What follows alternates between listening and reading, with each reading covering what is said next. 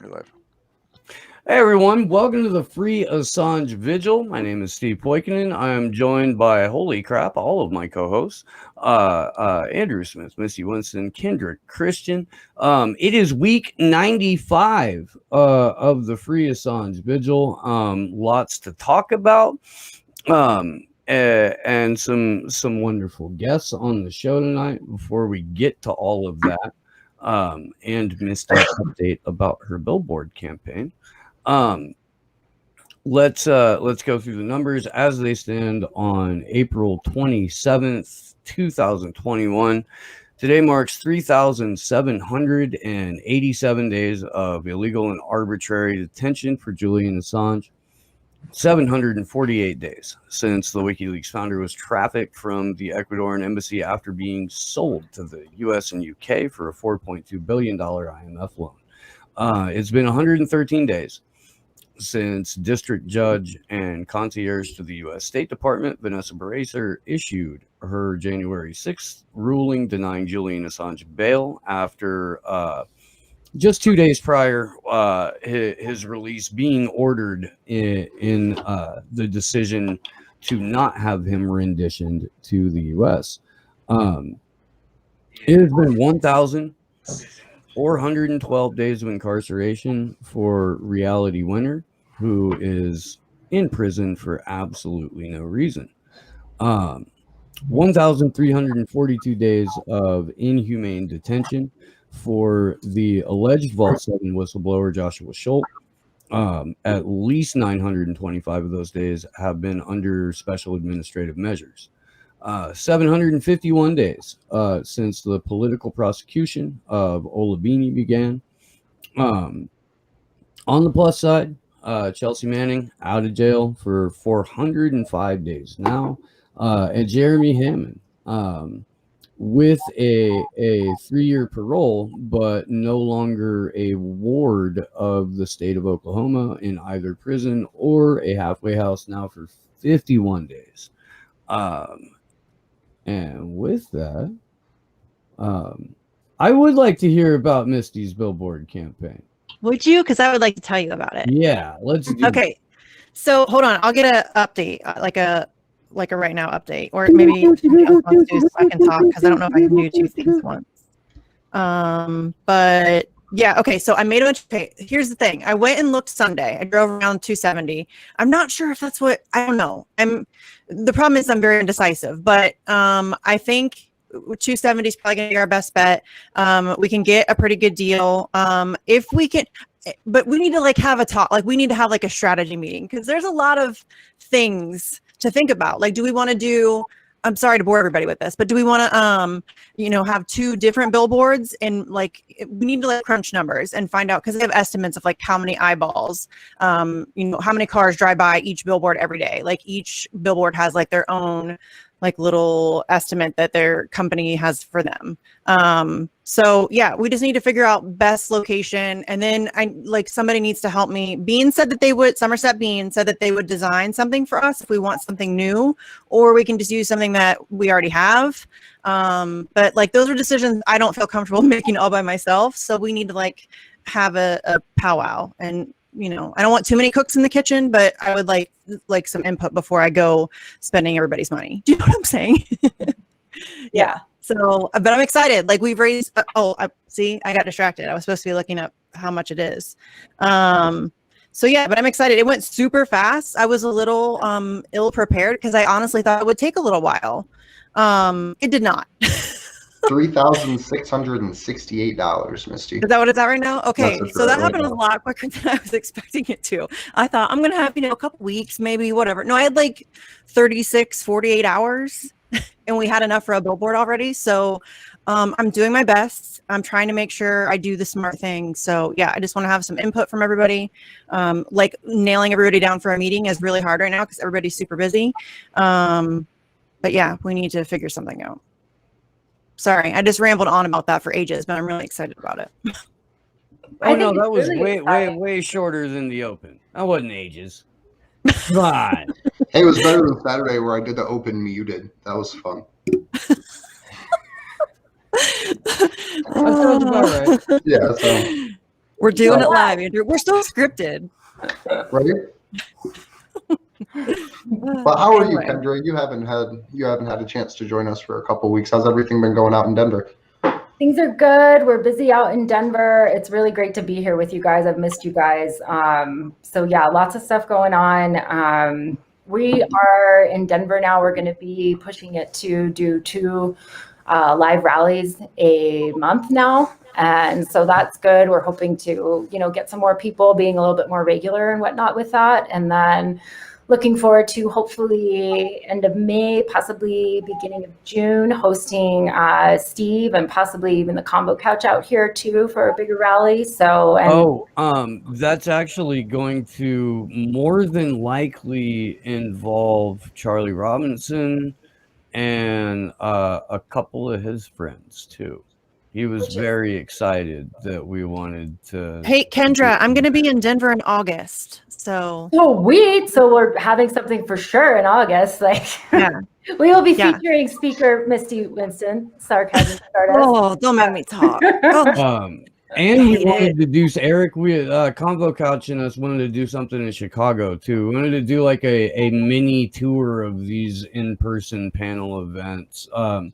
Preferably in places where people are like, I don't know, less so pummeled with propaganda that you can't hold an in-person event, but also Chicago, and also Denver, and also Los Angeles, and but I feel like this shit is critical right now, to get people in the same spot and talking, especially if they're there as a member of the independent press or as an activist or an organizer,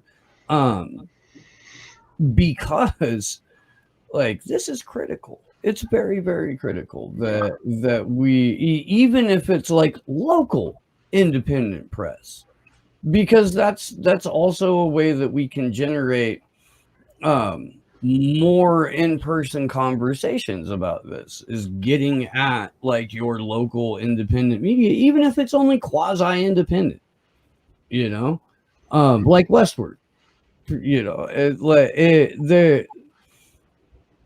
don't know. I mean, what do you got? What are you seeing a lot of success? When I was first involved with Assange defense, I was tasked with writing LTE templates. And it was exceedingly difficult to attract attention from the one place where I have connections. And you'd think, given that the man I was dealing with is a close friend of my father and has known me since, as he says, I popped out of the womb, you might, there might be easier getting stuff in there. But even the Assange avoidance under those circumstances was potent and prohibitive. It was the Chicago Tribune, but it could be any variety of factors. But the issue around attracting media is difficult, and I guess for obvious reasons. But that's why you go after the independent press first. Yeah, no, I just I had limited experience with networking in that context at that time, so it's something I need to revisit. But it was very difficult. Yeah, no, it's always hard to network through independent, let alone mainstream journalism, especially when you're like, hey, I would like to talk to you about the thing that's going to get the CIA listening to every conversation that you have. So it's always fun. But Eric, you joined us tonight to talk about the Arab Spring, and you had done a lecture previously about the impact of the Cablegate releases and what that had done for the Middle East, and essentially the move to self-determination that happened. So I wanted to open the door up to you a little bit to be able to talk about that and just the impact that some of these releases have had. Oh, sure. Yeah, the lecture you're referring to was delivered last Friday remotely into a university in Beirut for a professor. I'm kind of working with in varying capacities. This guy named Professor Mohammed Arafa. He's a professor of criminal and international law. But actually, this issue of looking at Assange as an emblem of self-determination within this kind of case study is important, not just for decriminalizing him, but also destigmatizing him. But it also draws into focus. There's an interesting way to look at Assange, which is that he's like he served as positive interference with American exceptionalism, and I see that really evident in the case with the Arab Spring.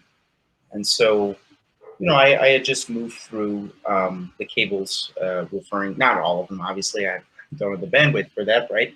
But there are a few mentioned, and you probably know of this book, the WikiLeaks Files, The World According to Empire.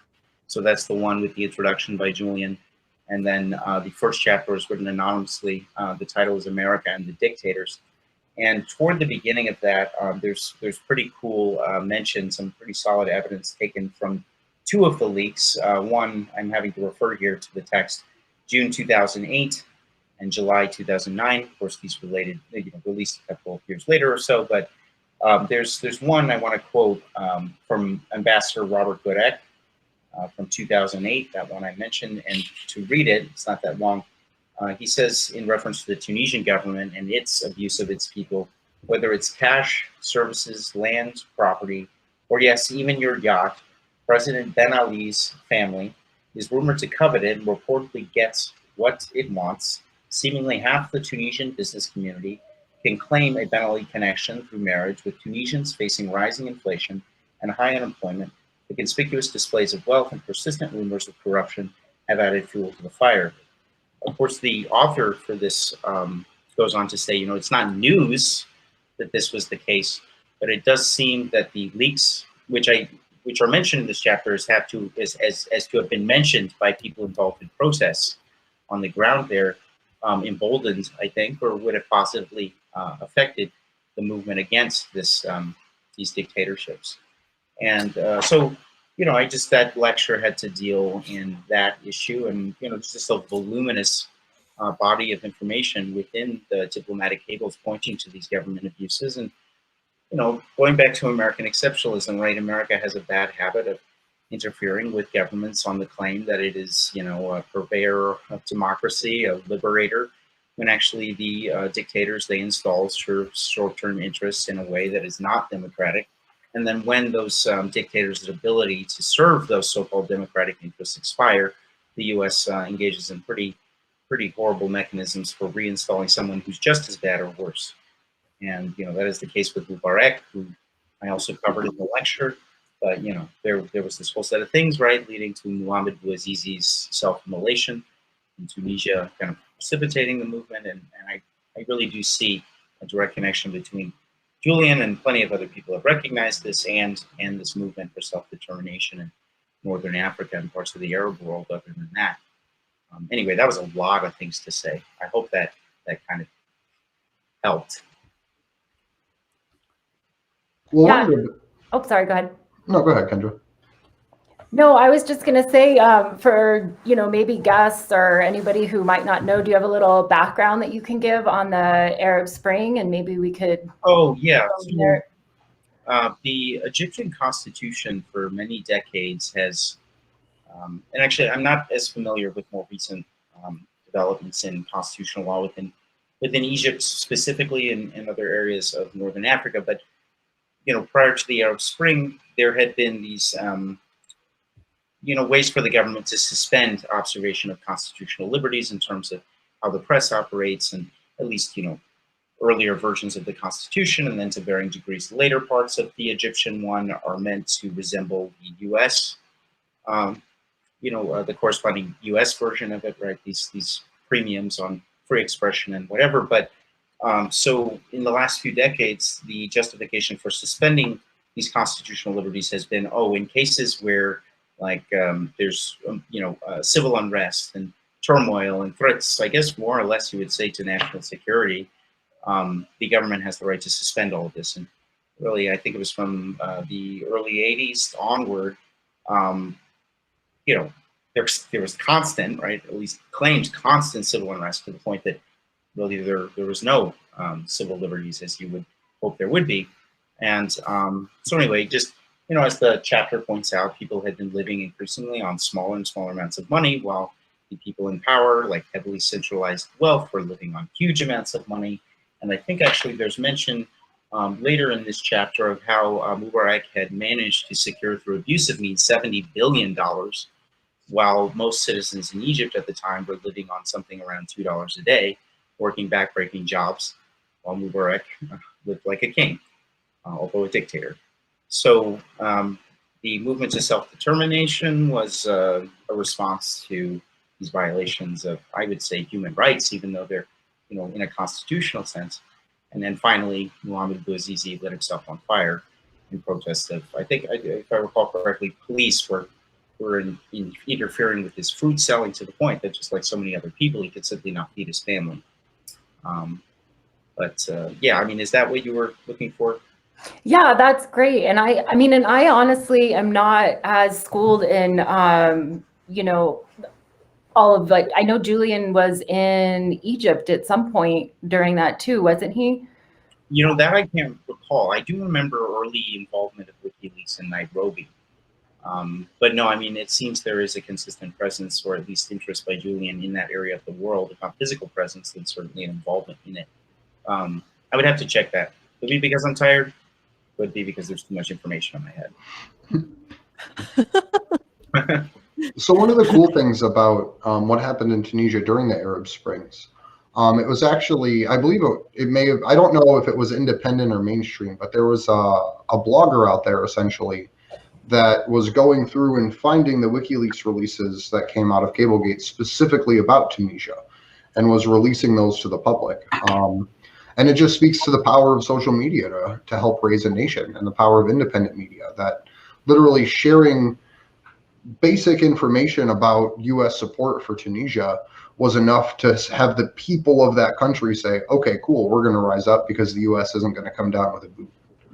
So I thought that's one of the really cool things that we learned about the Arab Springs is it started as an independent the state media reaction is to shut off the internet. You had Commander X and a bunch of Anons who got together who fucking made sure that the people of Egypt had access to a workaround so that they could broadcast all over that part of the country. But that they're all over that part of the planet at the time when people were shutting off service. There were always Anons who stepped in to make sure that the internet stayed on in some way, shape, or form. And that's just good stuff all around. That was actually some of the most intense times for the anonymous community. That was the first time where not the first time that as a community they went from the digital space to the physical world, but the first time that there was cameras that they helped set up, and they had to watch people on the other side of the world literally get beaten by police and get fucking chased down, and in some cases killed. Oh, dude, Al Jazeera broadcast with multiple cameras just pointing down from rooftops into Tahrir Square. Yeah. Let alone all of the people that were on the ground there. But I totally remember sitting with my brother in fucking his living room, while there's an IRC room that he's in open over here, watching a number of different live feeds. It's interesting you point out the images as potent in this context. And this makes me think about something I was talking with a few people about, which is that, take the photos of Eddie Adams or Nick Ute, right? The Napalm Girl with Nick Ute, and the cases where the U.S. in the Vietnam War was abusing even little children with napalm and Agent Orange. But there is something interesting to be said. I mean, I feel it is related, and it's very much part of the Arab world. But say with collateral murder, right? That, from what I understand, at least according, I think, to Laura Poitras's documentary Risk, or maybe it was Alex Gibney's. I think it was Alex Gibney's Who Steals Secrets. The transcript from that, the murder by those helicopter gunners of those people was published in a book by, I think, a very heavily decorated former Army soldier, and then also the winner of a Pulitzer Prize, and I think it was awarded as a result of this book. But the images you're mentioning, they seem to be very galvanizing, right? And what Chelsea Manning was under so much fire, not just for all of the other leaks, but that video, right, as opposed to text, as in that man's book. I think it was called The Good Soldier or something. That's something interesting to look at. And I don't know, was it with the 60s and the continual development of media technology, but there's something to be said there, I think. We actually had the pleasure of having, her name's Mimi, a Syrian girl, on a few months back, and we were talking about collateral murder because she's from Syria, and in that part of the world, images like that are what you see outside, right? Like collateral murder is like a season or a rainstorm there because they have hellfire raining down like it's grows on trees, essentially. So the impact for that video was the fact that no one in the U.S. sees war crimes that way. During that time, we had the embedded war correspondents that were literally just running roughshod for the CIA and for the intelligence communities to enable the invasion of Iraq. So it was. Well, they learned their lesson in Vietnam. I mean, they made the mistake in Vietnam of like showing some real shit, and you got to see like the caskets coming home and all of that, and they realized that doesn't play over so well, and so they just hide it. You got to see people on the front lines. They put reporters in the shit like a couple of times. Yeah. And then even when a reporter was just like embedded with triage or some shit, they were taking pictures. So a number of like that did happen. Like the media made a collective decision and the military made a collective decision. Never again are we going to show the actual cost of war as it applies to an American body. Yep, that was the shift in propaganda right there. You will see, to spark patriotic fervor, a flag draped coffin, because that means that the dirty fill in the blank whatever area we're bombing got our boy. That's what that means, and that's supposed to incite a feeling of nationalist vengeance.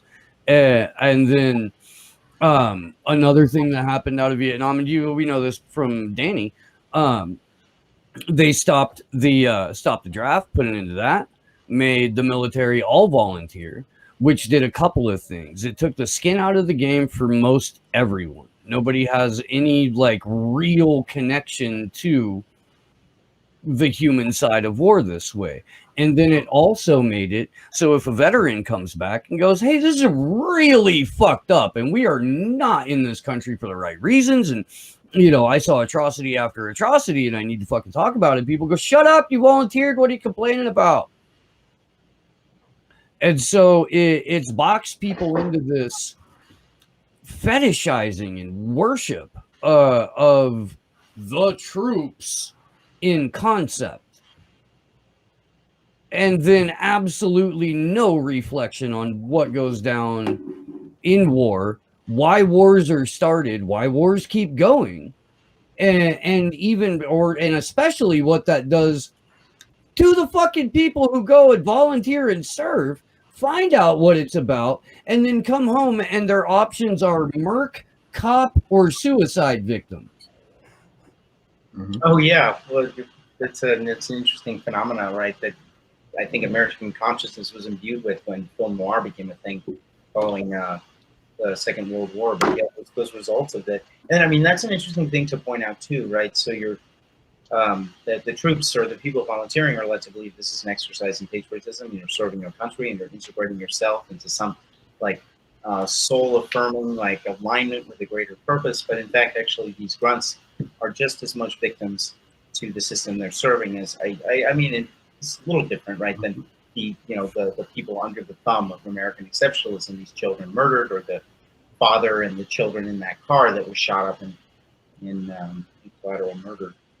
Well, and we follow Code of Vets, and they just sent a thing out the other day, 22 veterans commit suicide daily, and we have something like that up raising money. Ooh, it's down to 17 and a half now, though. But I mean, we are, look at our military budget, and yet we have all of these people out there having to help out the military, raising money to help out with bills or this or whatnot. Yeah, that doesn't even include all the veterans that come home and are completely like just destroyed psychologically and have PTSD. And then, I've talked with Danny about those that come home and like he did like realize what was going on. And that's probably a lot to take on, to realize what you were a part of. Whatever your intentions are, I can't help but think that you would feel guilty in some way. I would. I mean, so that's heavy. And, it's not okay to talk, like nobody's allowed to talk about that stuff. Have you? Well, that's the reason we do the numbers. I mean, I know all of us know this, but the reason we do the numbers at the beginning of every show is because part of the way the war in Vietnam ended is because activists and the media created an environment to allow soldiers to throw hand grenades into officers' tents. Like that's how the Vietnam War ended. Is U.S. soldiers started killing officers. I mean, that's one of Yeah. the things that Danny points out in his book too, Patriotic Descent, is So like that when along with a number of other factors, the reality that a number of commanding officers were getting fragged by their fucking troops. Yeah, because there came a point where an active duty draftee, again, and this is key, draftee went fucking 19. Everyone I know is strung out on heroin in uniform. What the fuck are we doing here? It says in the military fucking code that I don't have to obey an order that is in direct violation of everything that we stand for. This motherfucker is telling me to go savage a child? Are you kidding me? For what? For freedom? For democracy? I've got to fucking exterminate people? Men, women, children? For fucking freedom? Yeah, no. I'm going to shoot you. Yep. So the hope with the numbers and the hope with what we've done building an on-the-ground movement and making the independent media actually pay attention is to try to get people to figuratively throw hand grenades, members of the intelligence agency. And by hand grenade, I mean blowing the whistle, right? Encouraging people to take a stand because they realize how many others have fallen because of the system that we're in. Have you heard of a recently released movie called Cherry? It was reviewed on TrueAnon, that anti-neoliberal podcast sort of response to QAnon. Are you familiar with this this group? Mm-hmm. It's very cool. No, I did sit through that whole fucking HBO documentary series on Q, though. That was. Did you? Bro, we watched it in the Discord. Like, and then we watched it, like, and yeah, we poured over that thing. It was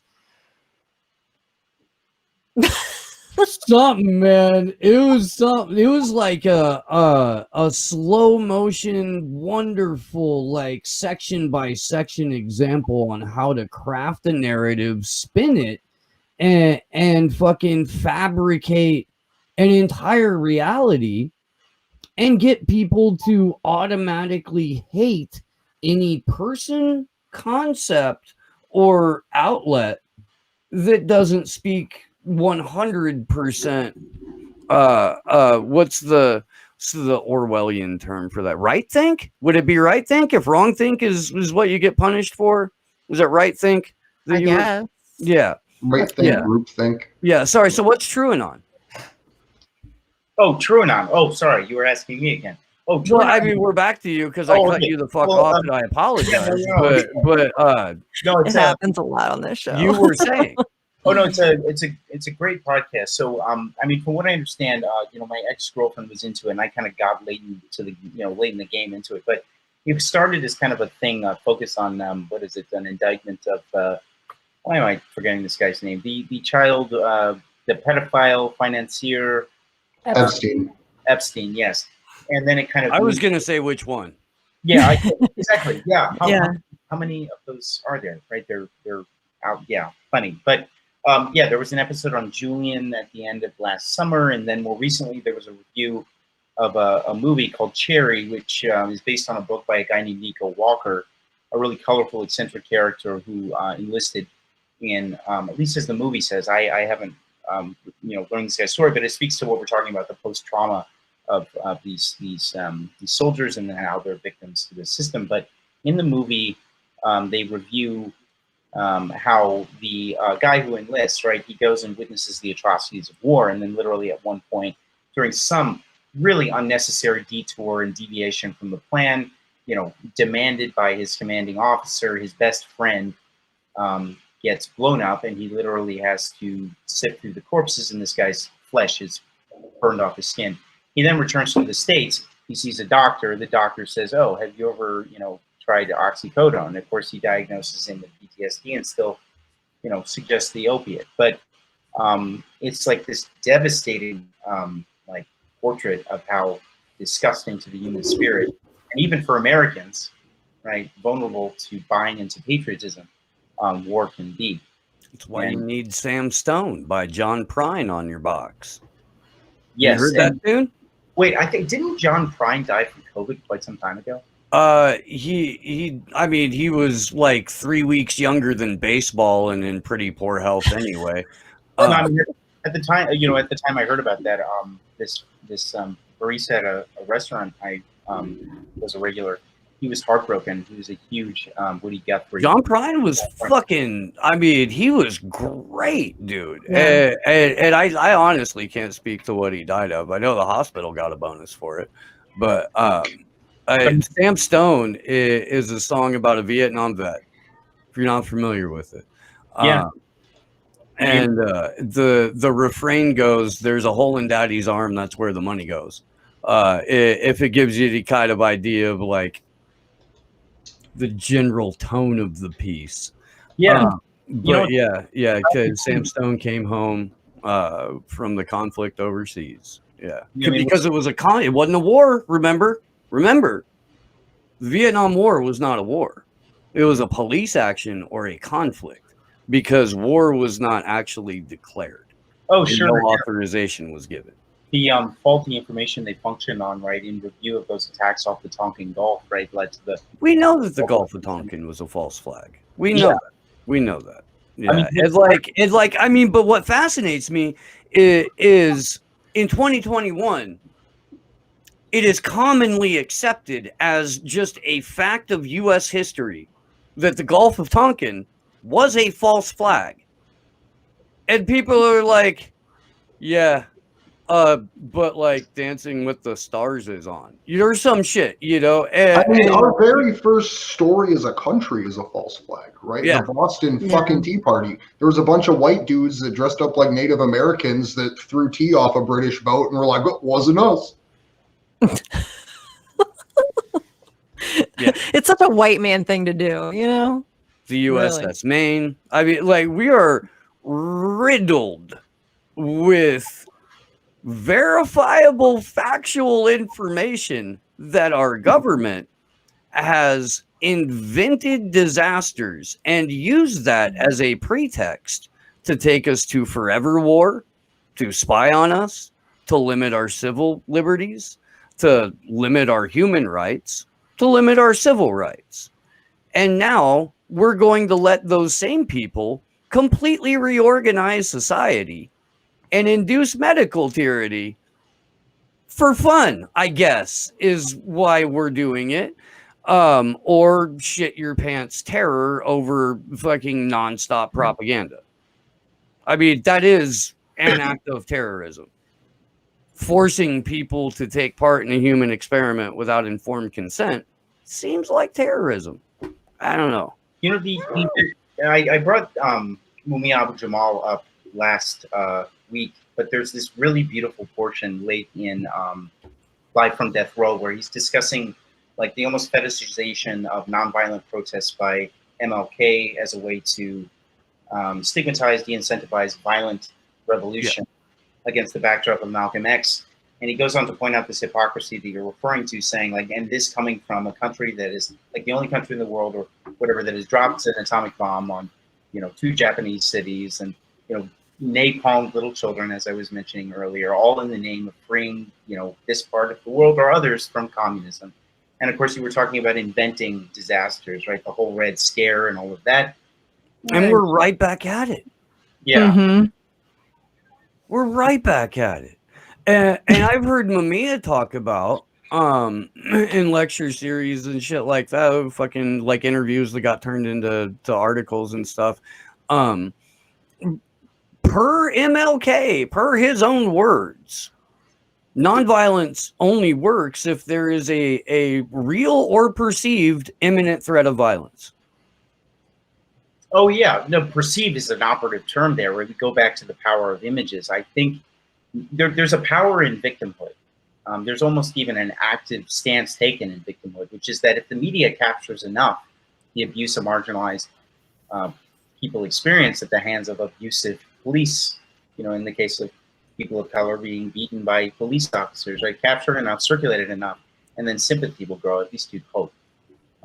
So, yeah, when you said perceivable, I just like, oh, that is very relevant to what we were discussing. Well, and that's what I mean. That's what made the Black Panthers effective, is that was a perceived, you know, a threat of violence. It wasn't a real threat of violence. It was a perceived threat of violence. It worked so well that Ronald Reagan had to, and the NRA had to work together to effect the first restrictive gun laws in both California and America. You know what so many people forget is the original name for the Black Panther Party was actually the Black Panther Party for Self-Defense. Mm-hmm. For one reason or another, most likely brevity, as Sharon from LA Progressive said to me when we discussed this. But also, I kind of wonder if there's like an oppressive mechanism in it to omit for self-defense, right? So the Black Panthers will. No, because Panthers themselves refer to it as BPP. Oh yeah, no. I mean, this is a bit of a stretch, but it is still interesting, right? That for self-defense, that I don't think is what people most commonly will think of when they think Black Panthers, whereas that officially was. I mean, you get around enough of the old school ones that, you know, didn't get tenure at UCSC. Well, the problem and they'll you know, when they start talking, it's the Black Panther Party for Self-Defense. But when they get going, it goes to the Panthers. You know, but yeah, you're right. They're initially like the ones that you know still do legitimate street activism and don't work on behalf of a co-opted NGO or the Democratic Party. Yeah, you'll hear at least when it gets to be story time, at least once, Black Panther Party for Self-Defense. Well, and even the way that the mainstream media spins it, like if you look at the old school Marvel Black Panther comic, which I know isn't a representation of the Black Panthers, it still had that character fighting the United States government, fighting the intelligence community, right? And then fast forward a few decades, the current Black Panther and the way it's fetishized in Disney's version is that the Black Panther is working for the CIA and for the government. So it's even weird how far it's been co-opted, at least in the mainstream sense, for the way that people are designed to think about it. Yeah, you know, I mean, the people. I think actually, I was reading the transcript during the Abu Jamal trial, where the prosecutor was making a big deal about what power grows from the barrel of a gun really means. And actually, I spent a lot of time looking into what Mao originally said when he said that, which is what that comes from. That is actually originally, I mean, you guys probably know from Mao Zedong, but in the context of what Mao Zedong says when he says that, is that this is a pragmatic approach to countering authoritarianism. It must be understood that throughout history, right, the person with the most resources and usually the one who is most able to perpetrate violence is the one to deal in exercising themselves effectively in the world. And so, right, they're perceived to be violent, but at the same time, I do feel it was, you know, as the original name would suggest, for self-defense, a reaction and a necessary, like, co-opting of this violent, at least, you know, perceived, as you were saying, idea about violence. But yeah, so that was misinterpreted. Power grows out of the barrel of a gun. It looked originally at the Mao Zedong words. Has more to do with the pragmatic approach to exercising oneself. So Eric, I do want to thank you for joining us. We're going to wrap up this portion of the interview, but we do have another guest hopping in at 10 with us to talk more. So I wanted to thank you very much for joining us. And if you could, let people know where they can find you and some final thoughts and anything you have going on. Oh, no, that's all right. It is a good time to go because I need to accompany Jenny to grocery shops so the hobgoblins don't attack her in the night. People get a little crazy in this area of town, even though it is Lakeview. You would be surprised what happens here. Yeah. So, no, I mean, last words, no, thank you for having me again. It would be nice to do this again. And I realized, like, I really dominated a lot of this conversation. I hope that wasn't nauseating. You're the guest. We're glad to have Right, I you. was gonna say, That's the man, point. yeah. Okay. Yeah, we appreciate you for Point of coming on and having a talking to us. guest on is so we don't have to dominate the conversation. Oh, okay, okay. Yeah. You're welcome back anytime. I was of service to you, so I think I can go to bed feeling as though I've justified my existence today. Okay. All right. Well, no, I mean, last thoughts. I think that's all. I guess you get a sense that I'm a self-deprecating character. So I will see you guys hopefully again in the future very soon. And what's your Twitter? Oh, my Twitter at Social media, everything. Oh yeah, I'm really I only exploit Twitter at Reframer.org. So REFRAMERORG. Perfect. Yeah. All right. Well, I will see you guys later, and thank you so much. Awesome. Yeah, thanks for coming on. All right. Yeah. Bye. Cool. Cool. That was awesome. Thank you That very is much. awesome. I'm glad that you guys had Eric on last week too, right? Yep, last Tuesday. I think, yeah. All my days blur together. But Steve, the chat thinks you look super fancy. Oh, I like the little sup, Chad? pin on the suit. Yeah.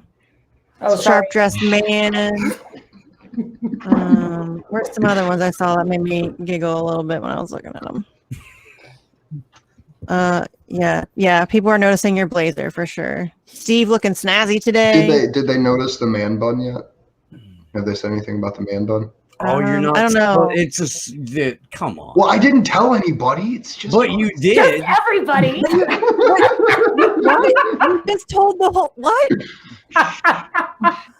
That's hilarious. Dude, But I didn't tell anybody the thing you that I do just know that, told like, we're everybody, I live. swear. like this is live, right? You know that, Everybody in the right? world can access it. Did you pull a Misty and forget that you're live? No, I thought it would be funny.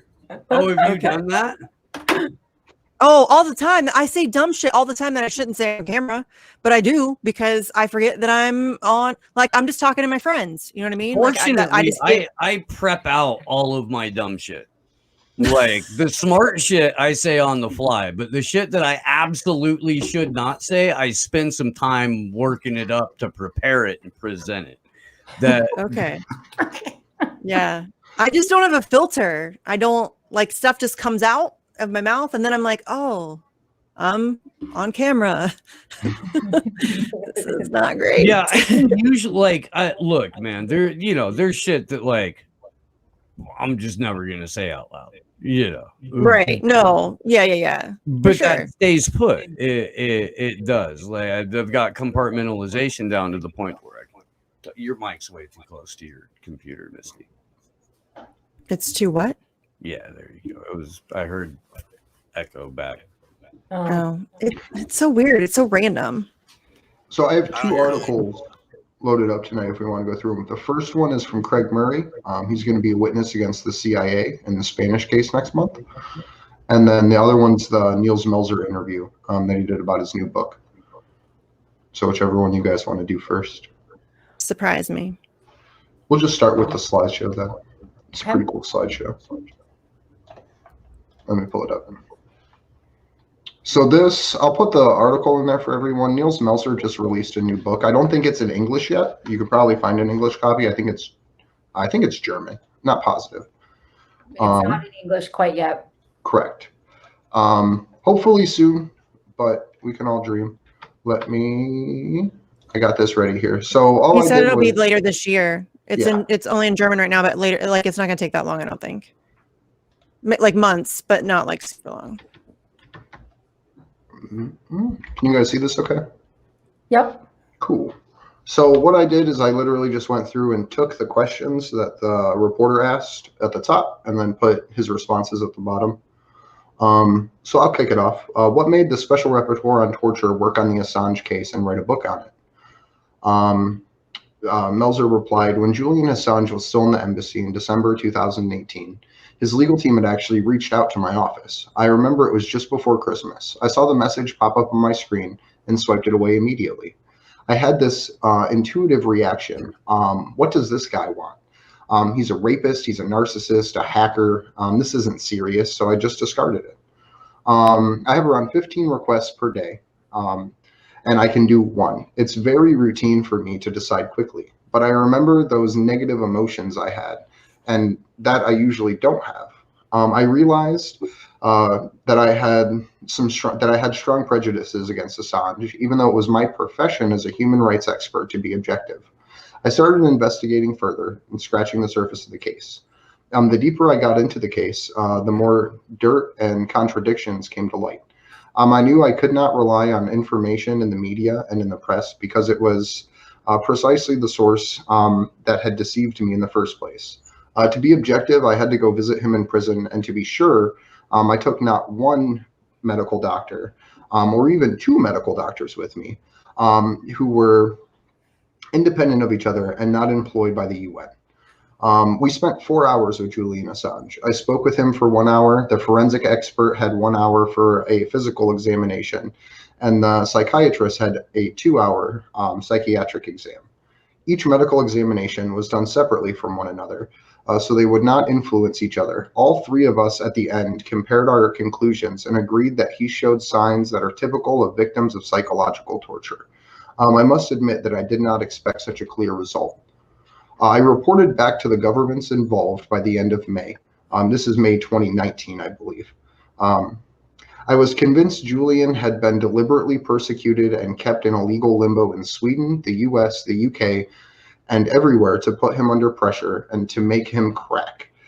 It was done very publicly in order to make an example of him, to scare other investigative journalists. The message was, if you expose our dirty secrets, this is what's going to happen to you and no one can protect you.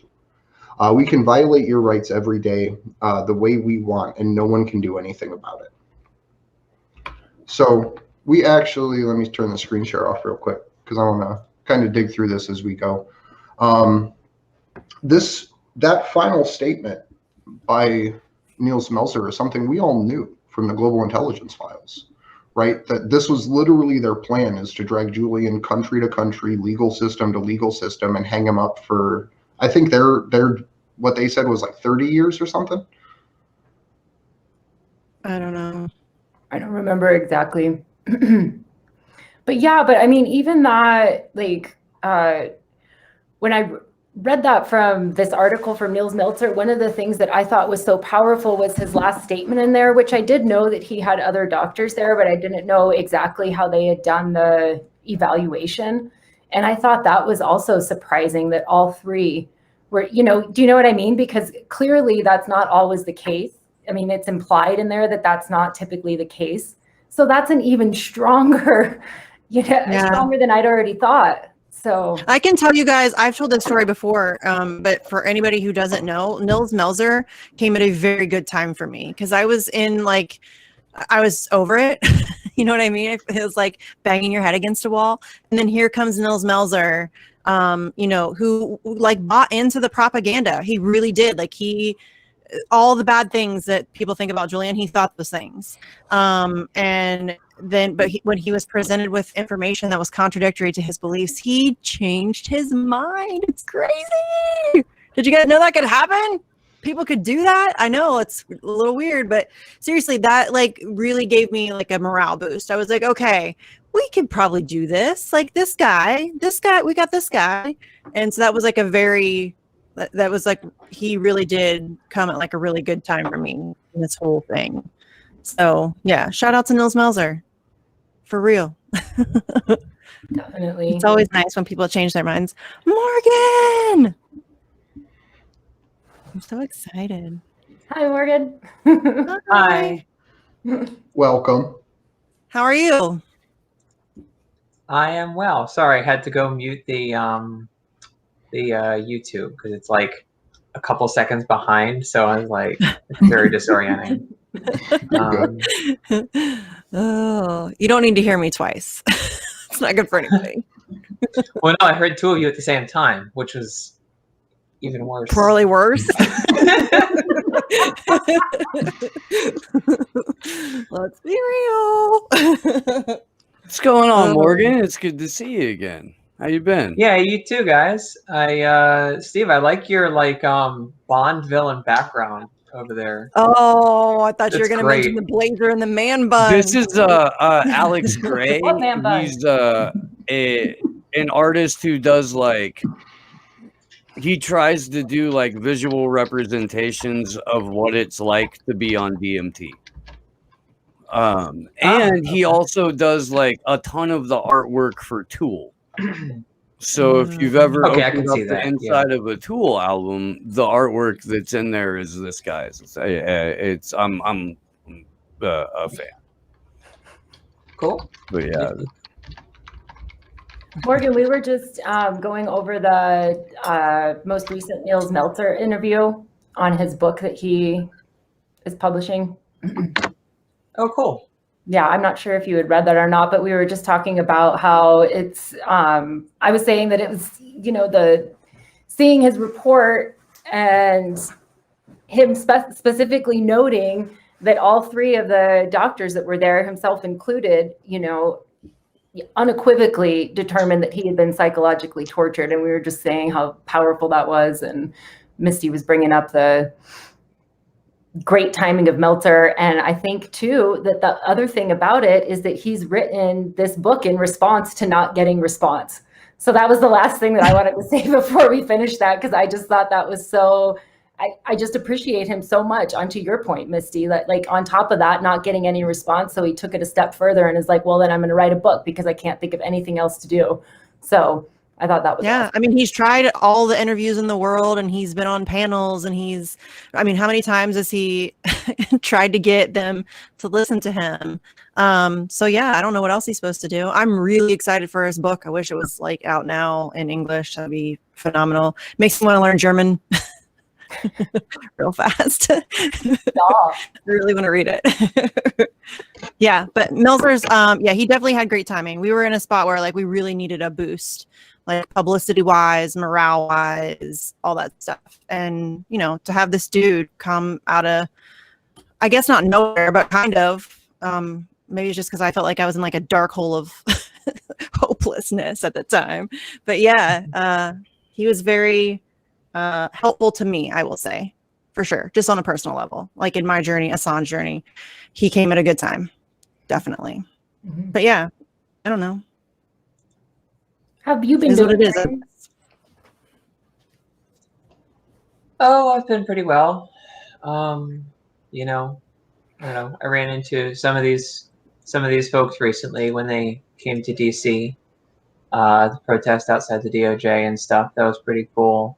And now folks are setting up a DC kind of branch, affiliate, whatever you want to call it. Mm-hmm. So they did a thing this past weekend. Happy. Yep, Jordan and Josh holding down the fort out there, really cool. Those guys are incredible. Yeah, they're pretty neat. But I wasn't able to join them. We were doing other stuff. So how's it going with getting the group together? I'm really excited about all these groups popping up. I don't know how many for sure there have been. Have we kept track? Because I feel like I've been trying to, but then they're just random popping up and it's hard to keep track of them all. If you're starting an Assange group, please let me know so I can boost the holy fuck out of you on Twitter. But there's at least a half a dozen in the US, right, that have started up recently. I have it at 9 to a dozen, really? total. Makes me so excited. Yeah. That's what we wanted. Yeah, this is what we wanted.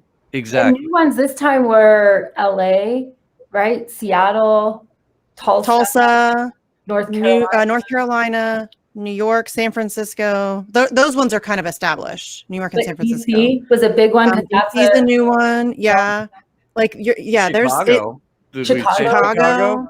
Yeah. There's so many popping up, and that's exactly what we wanted. We just this little decentralized network of people who give a shit about the First Amendment and protecting press freedom and free speech and the right to protest and all of those wonderful things. Like to stop the U.S. from gaining international jurisdiction over the press and criminalizing receiving or sharing, let alone printing classified material, and maybe at some point we could get together and talk about why the Five Eyes are running the fucking country instead of, you know, people. Maybe. Yeah. So That Morgan, sounds like a really good idea, Poikinen. when you were I with get us those in- from time to time. I'm afraid I've hit my quota for 2021, though, so I will see you guys in about 8 early. months. Dude, come on. It's April. You didn't even make it to May? What kind of quota is that? It has been a seriously intense year. That's true. That's fair, actually. 2020 lasted 4 a months in decade. 2021 is like 4 Yeah. year. So Well, okay. considering me and All right. Steve were on the ground for a false flag in like the 6th day of the fucking calendar year this year, like it's been a rough fucking go.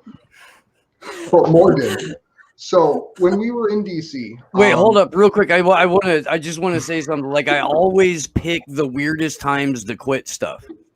Okay, because yes, I still am smoking an e-cigarette, but I quit smoking cigarettes the day before the fucking Capitol thing, and then when I quit drinking, it was 4 days before the 2016 election. Oh my God. Well, you just had to make sure you were serious about it, right? Let me torture myself to make sure and I'm I'm serious. going for white sugar next. That's the next thing I'm quitting.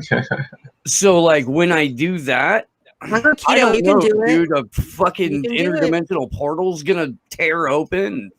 I'm sorry in advance. I'm sorry. Maybe I shouldn't. Maybe don't. Maybe don't. Morgan, All when we right. were in DC, there was a name that came up a whole bunch and multiple different speakers. We've talked about it on the show a whole bunch, but I'm talking about Mumia Abdul Jamal, Yes. who is one of the most prolific trials against a journalist that doesn't get the same amount of attention as Julian, and it happened decades ago, but this man's still languishing. So if you could you talk a little bit about who he is and the work he did and what he represents? Definitely. So Mumia Abu Jamal is a wow. I'm getting a weird echo. It's Misty's microphone. It's Misty. Misty, you got it like cranked up. The speaker's cranked up to like 100 there. So It's an omnidirectional mic. Yeah, And she's got. sometimes it'll pick up. Yeah, her mic Like, will literally pick up a cricket farting. Like it's insane. That's what that was. Do I need to get a new mic, Sleepy? Jesus Christ. It's a good mic, but you might need some like soundproofing type of deal. Yeah. If I you were appreciate doing that have it, the he loudest doesn't even mic. hear, and he's just sniping about like cricket farts from like beyond the visual screen. Yes. If you were doing a show where you had people coming in and like sitting, you know, in a semicircle or something, and the mic was on a coffee table or something, it would be the perfect microphone for that. Yeah, like that would be ideal. Okay, good. I didn't know what an omnidirectional mic was, and I was kind of afraid to ask, but I appreciate you explaining that. Yeah. The Yeti microphones in general will pick up sound in a 360-degree radius. They're really great for that. They really are. But like if you kick your stand too to where it's pointed away from the laptop speakers and more at your head, it helps as well. I don't know if it'll pick me up as well, but I'll try it. Mumia.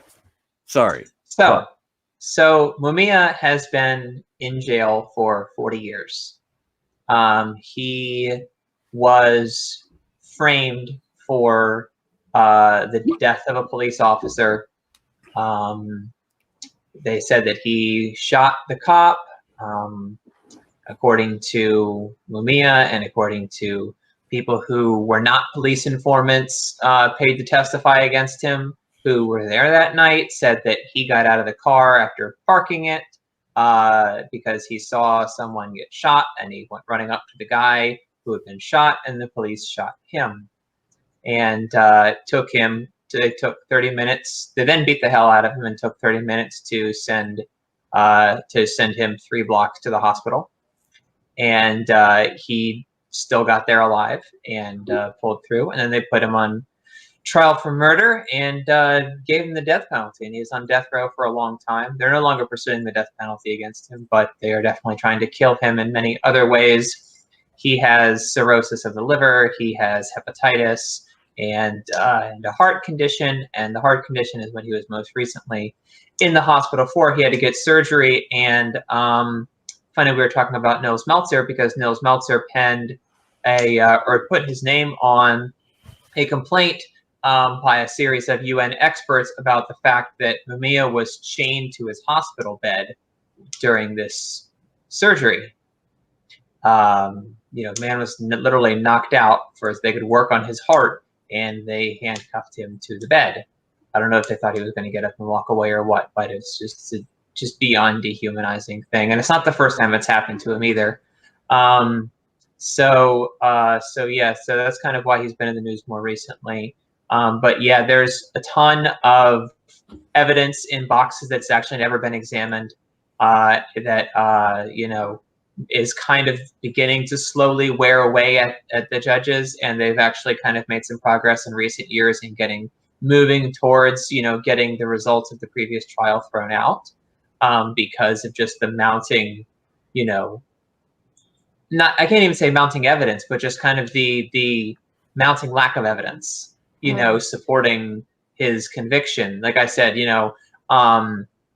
people who were paid by the police to be witnesses during the trial and say that they saw things happen that didn't happen, and they've come out since then and said, like, I was handed a bunch of money by the cops, I'm a sex worker, I needed the money, and I just, got up there and said what they told me to say, or things like that. And like I said, like tampered evidence, whatever, in addition to the inhumane treatment that he suffered for, as I said, literally 40 years. But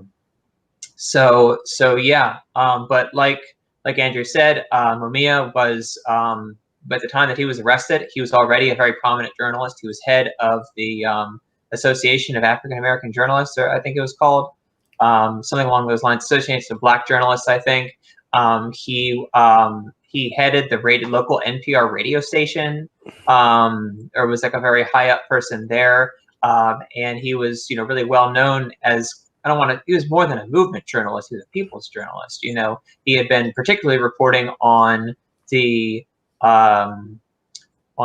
just wildly racist police department under Frank Rizzo, who was the mayor at the time, an openly white supremacist, triumphantly white supremacist mayor, who had previously been the police commissioner, who literally urged, white minorities, Poles and Jews and stuff, to vote white, which meant vote for him. So he was a really awful person, and used his police force, the Philadelphia Police Department, like a private military against the Black community. In particular, the group MOVE, about the MOVE bombing in 1985 on a Philadelphia neighborhood. Yeah. So that happened in 85, and that was really kind of at the end of the really, really heinous shit that MOVE was subjected to. Mumia covered the trial of the MOVE 9 and events that led up to that, including the supposed shootout at the house that they were all tried and given 100 years in prison for, in which a cop was shot in the back of the head while facing the house, and they said that the MOVE people who didn't have working guns in the house had shot him. Independent while the house experts was on fire, while the house was on fire. I don't know if the house was on fire. Well, so these are separate incidents, because the bombing, the original shooting was sorry. So because I know, no, you're right. There was a shootout prior to the bombing too. Yeah. When the police unloaded 10,000 rounds of ammunition on this row house in far west Philadelphia, before dropping 2 1-pound incendiary bombs on it. Yeah. And people inside burned to death because when people tried to leave, the police shot at them. But that was in 1985. Yeah. And so Mumia was actually already in jail by then. It was shootout was what, 79? 8. Yeah. Trial was 79. It's also not even clear it was like that if it was really a fucking shootout, because MOVE said they didn't have any working firearms in the house at the time. Yeah. And like I said, A bunch of people said that the police officer was facing the house and was somehow shot in the back of the head. So they were like, well, the police were firing at the house, with just kind of, wanton regard for human life. So they said, well, might have been a friendly fire incident. And he was shot by one of the other police officers on accident. It's not so like they had the bullet tested or any of that shit. No, that would be honest. Yeah. So basically they got these 9 members of MOVE, thrown in jail for literally 100 years. Some of them have gotten out in the last couple of years on parole or whatever, after having been in jail for, like I said, like 40 fucking years, 42 years or whatever. So it's just absolutely monstrous. But anyways, the point is, he was known as a journalist who was reporting on this and really kind of bringing the people's side of these events to the world, the side that the Philadelphia Inquirer is going to tell. So so that was what kind of really singled him out as a kind of an enemy of the police and as a special target. And so since then, he's become, even before then, he was already a major political activist. He was a founding member of the Philadelphia branch of the Black Panther Party. He was a very prominent, Black liberation activist and militant revolutionary, and he's maintained that in his years in prison since, writing on a wide variety of things, current events outside the wall, as well as, issues of prison abolition as well. So it was the first protest I ever went to. Yeah, it was one. Yeah, the rally for Mamiya in Indianapolis, Indiana, like early '90s. Fucking, and it's also why I've never been able to like go to a fucking corporate protest. Like my first introduction to an event was like a real genuine event. It wasn't some cutout NGO or any of that shit. It wasn't like a political party sponsored event. It was a real protest. And I was like one of maybe a dozen white people there. And like I learned a fuck ton as a like 14-year-old kid, and you can smell the, like, it's like recognizing corporate art when you see it, like it's been put through this soul rendering process, and it's too shiny, and it's a little bit like, I don't know, just when it's overproduced, it doesn't feel right. You know what I mean? Maybe I'm talking crazy. I don't know. No, I know exactly what you're talking about. I actually went to a protest semi-recently where I was just kind of like, I'm a grassroots organizer, and I know what a grassroots organized protest feels like. And I've never seen these kinds of resources before. So I was like, this is a nice thought, but like, I don't believe that a bunch of people just kind of threw this together. So, which is not, obviously I'm a member of a political organization, so I'm not against the idea of like an organized protest, like right. all these, right. I remember during all of the, going back at least as far as the Venezuela crisis in 2019, the coup attempt and all of that shit, the Embassy Protection Collective, which by the way, we're in the middle of the 2-year anniversary of that period right now, if y'all remember. That there was all this stuff about that, and then in the uprisings last summer and all of that about like, oh, look at all the signs are the same. I remember Trump said something about it, and I was like, he's talking about us. But the like, you know what I mean? Like it's obviously it's a good thing to have an organization and to have standards and to have coordination, beyond what a bunch of people can come up with on cardboard signs. But like there is I know what you mean. There's organization and there's artificiality, and those are very different. Yeah, well, and there's just genuine and co-opted, that it's the difference is clear. You can always tell when something is being controlled. And that's, you can usually tell in what they want to talk about. in what they want to talk about and how they're going to, respond to things, is really a giveaway. And the reason, like, I kind of brought that up was to just sort of further drive home the point that the thing with the issue around Mumia Abu-Jamal, dude, it's 40 years of wrongful imprisonment for something that could easily be brought back in front of a court, in front of a new jury, with actual witnesses, with actual fucking, evidence or complete lack thereof, as the case may be. And here we are. There's no question there's reasonable doubt. Here we are on a vigil about one persecuted journalist, and there is another persecuted journalist who, instead of being set up by a number of intelligence agencies, was set up by a corrupt Philly police department.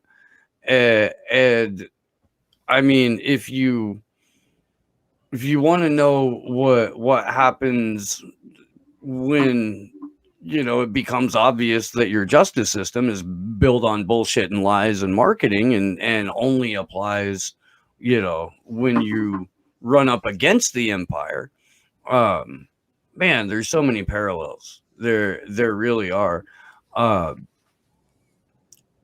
Add in the element that Mumia was also a Black liberation advocate, or at least someone who covered that issue very, very, very, very well. It just adds another dimension of fucking torture, ridiculous punishment. I mean, my God, dude, the guys needed compassionate release for 2 decades. It's funny because it reminds me also of another case that I recently wrote about, which was the case of Donald Rodney, which was Walter Rodney's brother. And he finally, just actually almost the same time period, Walter Rodney was killed in 1980 in Guyana. And his brother was jailed, not even jailed for killing him, because the government, the Guyanese government, wouldn't admit that he had actually been killed by a bomb. They tried to say that his own bomb had blown him up, but they tried to try his brother Donald for having given him the explosive and thus possession of an illegal explosive.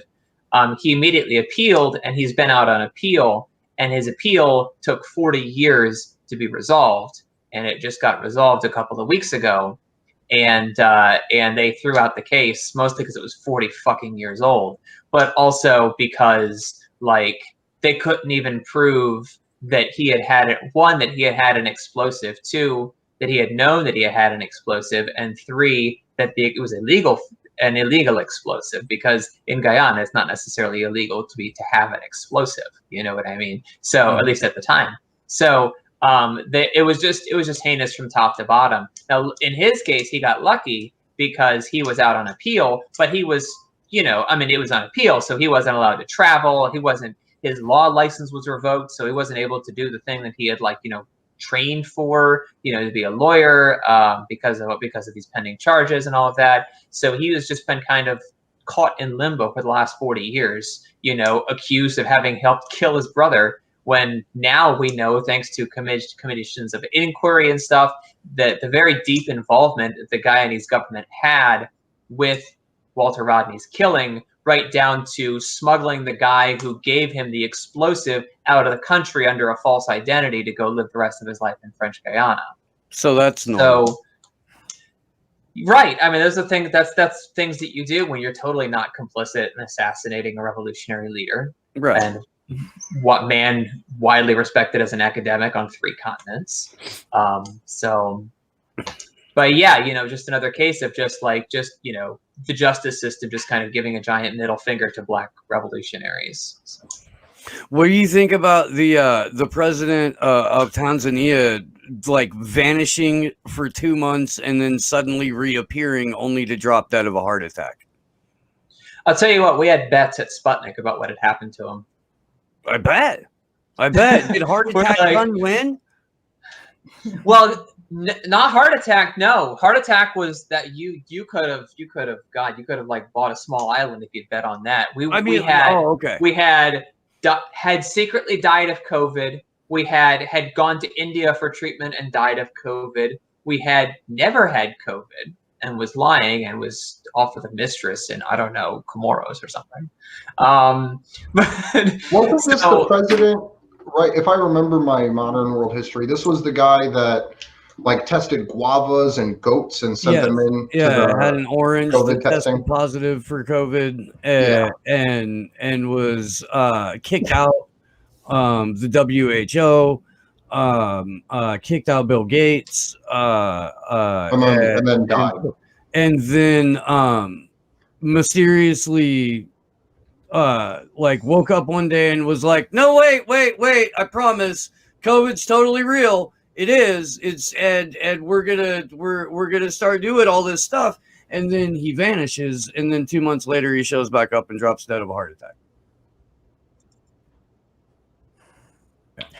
Almost sounds like the story of Khalid al-Masri. Just disappears and then shows up. I don't know about that. I just mean the rendition aspect. A little bit different there. He wasn't taken to a black site and tortured, dude. I mean, do we know Right. that? Well, you know, I guess it could have been. I mean, We don't have access to that information. So, yeah, we don't know. It was like the fourth African leader in the last year to just drop dead. Who also happened to run afoul of either the World Health Organization, the World Economic Forum, or the United States Intelligence Corps. Just weird how shit like that happens. Yeah. Super weird. Well, you know what's funny is I actually wrote a story today, if I can do a little self-plug, about always about Somalia and what's going on there with the president and all of that. And it's funny because just last week I was writing about what was happening in Chad, and it's very, very similar in terms of like you basically have this administration or government, because what happened in Chad is amazing because it's like literally like action movie material. I don't know if you guys know what happened, but the president of Chad was like 68 years old or so, Idris Deby, and he went out. There was some rebels that were coming down from the north to like attack N'Djamena and like whatever, and he went out and joined the army and like fought them, like 70-year-old man, and he died. He got killed in combat in 2021, and so then his 37, I think, year-old son like was basically put in power by the military, and it's like very anti-democratic, against the Constitution, against everything that's supposed to happen when the president dies and all, you know, or whatever. And the U.S. and France are just like, yeah, that's fine. Like, don't rock the boat, because he was very pro-France. The headquarters of France's war on terror, Operation Barkhane in West Africa, are in N'Djamena, the capital of Chad, and he's like cooperated with them and supported them or whatever. Total and ExxonMobil have like these huge. Well, actually, Total got kicked out, but other oil firms, British oil firms and stuff, have huge oil concessions in Chad. It's obscene. And basically they're like kind of like, look, just don't rock the boat, you know, just keep things stable, you know, so we can keep fighting our war on terror and whatever, which is like bombing weddings and shit. But in Somalia, the same kind of thing is happening. You have a pro-US president who's trying to stay in power. And there is different because it's like an electoral, there's a whole other thing happening that like shouldn't involve the US at all. And the US is just kind of like inserting itself into this because he's very pro-US, and the US is like, well, you know, siding with him, even as other people in the country are like siding against him and saying, well, this is an anti-democratic move and whatever. But like, this was a guy who encouraged AFRICOM to stay in the country, who asked them to amplify their airstrikes against al-Shabaab, who gave ExxonMobil and Shell offshore oil concessions and all of that. So once again, you just have the U.S. just kind of being like, yeah, whatever. We're just going to kind of come in defense of our guy and just fuck all of the other, political, functioning of the country. I mean, at least we're not taking them democracy, Like we exported it to Iraq for, 20 years, and then they finally voted it to use our democracy we gave them to vote us out of the country, and then we didn't leave. Well, in the case of Chad, there's already 4,000 French troops there. Okay. And in Somalia, I mean, as far as Somalia is concerned, I would put money down on the idea that we will have troops in Somalia, officially troops, because there's already clandestine CIA operations going that have never stopped in Somalia, as well as airstrikes have continued too.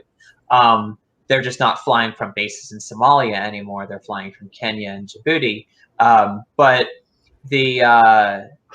I would put money down on the notion that before the year is out, if the situation in Somalia continues to deteriorate, the U.S. will have troops back in Somalia. We can't help it. It's like, well, and it's in the U.S. interest for it to deteriorate. right. Well, I mean, to a certain degree, Yeah. the U.S. wants there to be some stability there because the oil companies that had been exploring there had to declare, what is it called? Force du jour, is that what it's called? Where they basically, they say like our liability on this is put on hold for a little bit because of like a fucking civil war happening. Yeah. And they kind of began to undo that in 2019. They began to explore new like oil concessions and stuff off the coast and even in kind of the lower Shabelle, which is of course coincidentally where Al-Shabaab quote unquote is.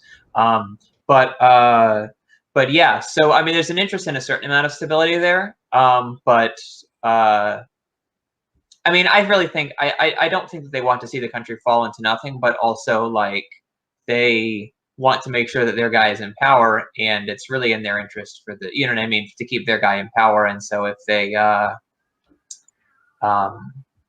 yeah, that's what I think. There are two cats right outside of the studio that are about to kill each other, so it may bleed through. Wow. But We can just tell everybody it's my mom's cat. That's about what she sounds like when she's going off. I hope it's not the pudgy, cross-eyed one. That one's adorable. Oh, well, maybe they're mating. Maybe you'll have little pudgy, cross-eyed kittens. Maybe. I will love them already. They don't even exist yet, and I love them already. Morgan, Morgan, you have to forgive me, but I am slightly confused between the two situations in Chad and Somalia right now. Chad was previously, but what's happening in Somalia specifically that you were writing about? Sorry. Well, let me go pull up my story so that I can remember what I wrote.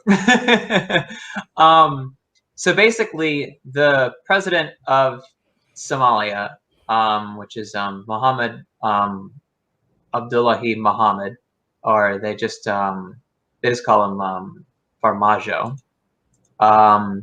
Basically, his term was supposed to end in February, and they couldn't agree on what rules to hold the December election under, and so it didn't happen. And so this debate was ongoing about, like, it was basically like, to rewind, there used to be a one person, one vote. Excuse me. There used to be a one person, one vote principle in Somalia, and then back in September they adopted, kind of broadly agreed that there should be a new kind of indirect system where like tribal elders or village elders would kind of nominate people who would be, appointed to the lower house of the parliament. And it was a very broad kind of, they agreed in principle that it should happen. And then the devil was in the details. And then there was this other argument about, well, okay, this election's in December, should we continue with the one person, one vote that we've been doing, or should we go back or should we try and adopt this new thing and force it through? and so they couldn't agree on it, and so the election didn't happen. And so they've been kind of, what the fuck do we do since? Earlier this month, the lower house of the Somali parliament decided to break the impasse, and they said, fuck it, we're going to do the, one person, one vote thing. You have 2 years, the Electoral Commission has 2 years to organize a new election, basically. And this is legal. They're allowed, this is a function that they have. And in that case, the sitting president stays in office until then. He doesn't have to vacate office, and there's nobody in the president's office. That's not the way that their system works. So his presidency was extended by 2 years. So in Somalia there are 5 states, and they all have veto power. It's like a federal, very, very powerful federal system. And so the states all have veto power. 2 of the 5 states did not agree with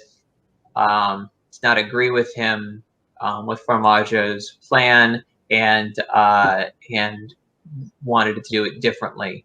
And so now the prime minister the other day sided with them and said, no, we should not extend your mandate by 2 years. This is a dictatorial grab, blah blah blah.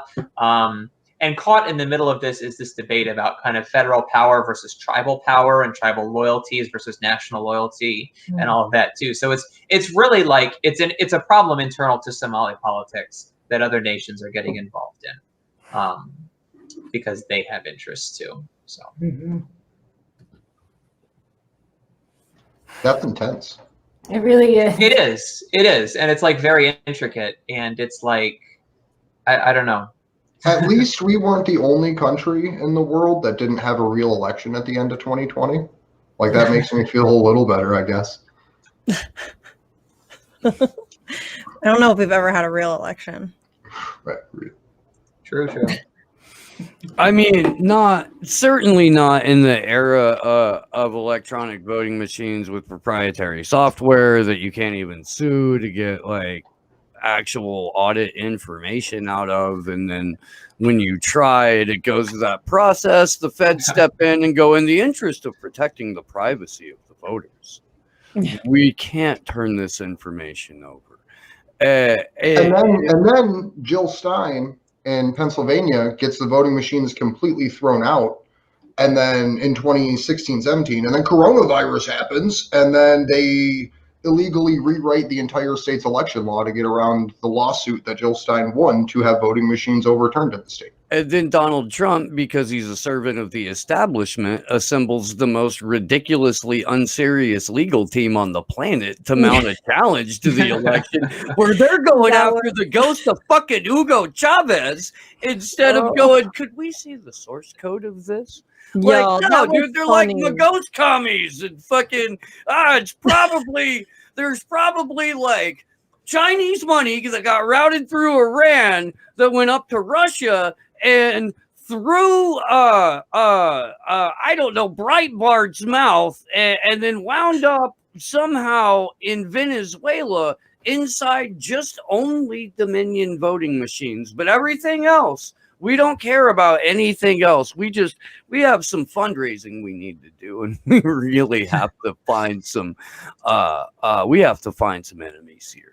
And the fundraising is killing me, that they have the audacity to ask for money. Oh, so I'm on the text thread that Trump sends out, right? He sends out fucking text blasts constantly. Oh yeah, and I love signing up for that shit because it's hilarious. But we should sign up for that. That does sound hilarious, actually. 3 times a day, I get told that I am one of the top patriots in the country, and that President Trump wants to know my name. So I just have to give him $10, so that way I'm the #1 donor this time. Well, what's funny to me, speaking about supposed election interference and all of that, is what they've tried to pass off as election interference this time with Iran, and trying to say that, they were behind these emails where people pretended to be the Proud Boys and told people go vote for Trump. And supposedly, according to the intelligence community, this was actually a ploy to hurt Donald Trump. And they never explained how that was, but they did honestly claim that. a couple of days before the election that this was a real plot, that the Iranians had somehow done this or whatever. And like, then of course none of the emails fucking came from Iran. They came from a bunch of US allies like Saudi Arabia and shit. Of course. So wait, there were a number of comical. DHS memos going back to like March of last year that were predicting some sort of cyber 9/11, and in one of the scenarios, it was U.S. domestic terrorists who were for some reason working on behalf of Iran. But like, they really want a reason to go to war with Iran. Oh my God, Kendra sent me this National Review article. Was that yesterday or the day before? Lord. Oh, Yes. man. No. So it's National Review citing one sentence in a New York Times article, but the article is John Kerry, enemy of Israel. Oh, because of the Yeah. he told them about the Israeli strikes. That shit reminds me. It's people are so mad about that, and it's like, okay, but they were illegal. Like, it's just like the DNC emails. People are so mad that they got leaked, but it's like, okay, but what was in the fucking emails? Have you Right. seen any proof that John Kerry actually told that prime minister, the former prime minister, about this? Because I saw one sentence. Oh no, I'm sure it's attributed to sources Yeah. with knowledge of the affair. or Anonymous some shit sources, like that. sources close to Yeah, the well, conversation.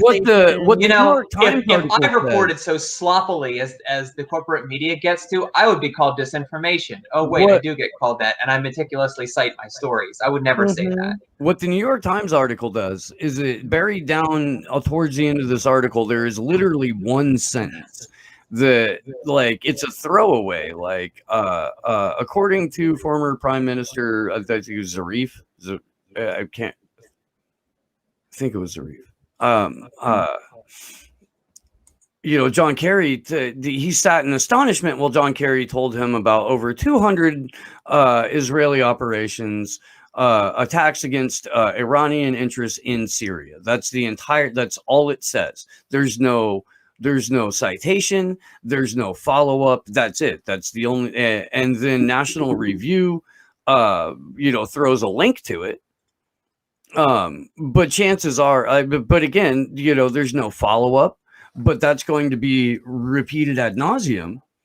And it just goes to quite literally a throwaway sentence in that New York Times article with zero, follow-up and absolutely no corroboration from anybody else, like certainly that's connected to the former prime minister.